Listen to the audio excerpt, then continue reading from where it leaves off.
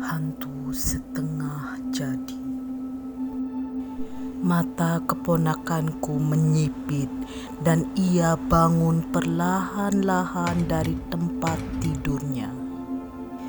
Ada perasaan takut dan rasa penasarannya dengan suara itu. Ia mengendap-endap mendekati jendela yang terbuka kordennya. "Suara apakah itu?" katanya. Matanya melihat sekelilingnya. Sangat gelap malam itu. Lampu di luar sebagian dimatikan. Hanya beberapa lampu di sudut dibiarkan menyala. Bola matanya membidik ke kiri dan ke kanan, sementara suara lolongan anjing sudah tidak ada lagi. Tidak biasanya di luar dibiarkan gelap oleh tuan rumah.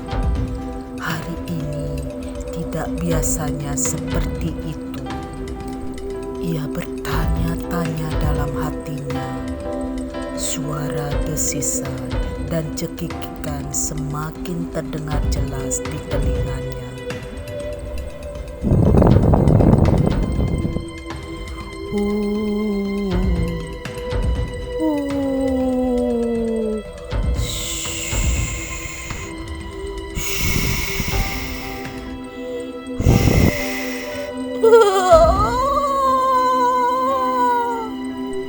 Ia semakin takut. Hampir saja ia mengurungkan niatnya dan kembali ke tempat tidur. Perlahan-lahan tangannya ingin menutup korden yang ada di jendela, hingga akhirnya matanya melihat ke satu titik. Di halaman luar rumahnya, pohon Kamboja diam mematung.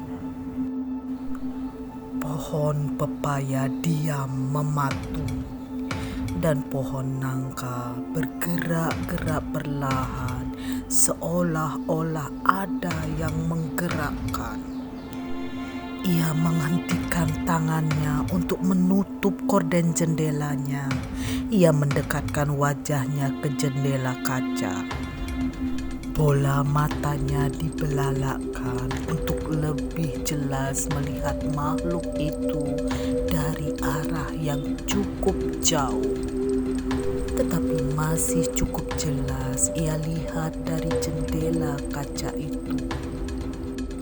Ya ampun!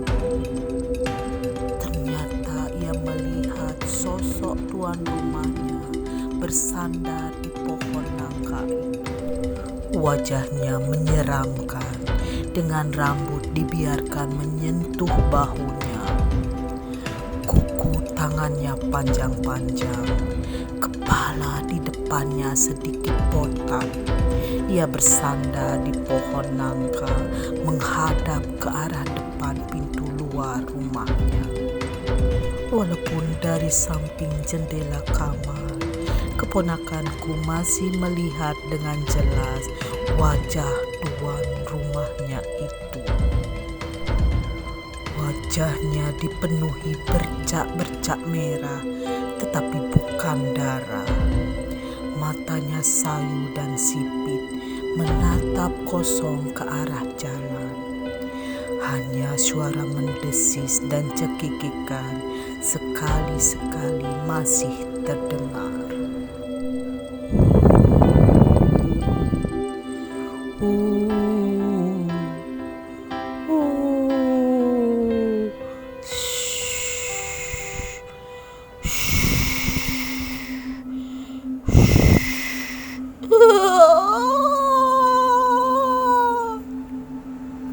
Seram sekali.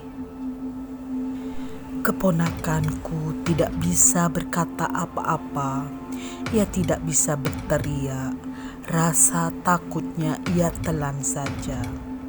Masih tidak percaya dengan kejadian yang ia lihat di depannya. Tidak menyangka ia akan melihat tuan rumahnya menjadi hantu setengah jadi. Terlintas dalam benaknya, bagaimana kalau ketahuan sama keluarganya? Apa ibu tuan rumah itu tidak malu? Belum selesai pikiran keponakanku berlanjut, dari arah sebelah rumah sebuah suara berat menegurnya. Pulang.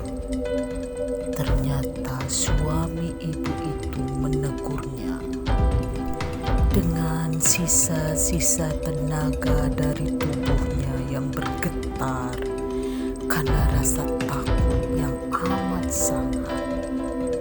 Keponakanku menutup korden dengan cepat, namun tidak bersuara.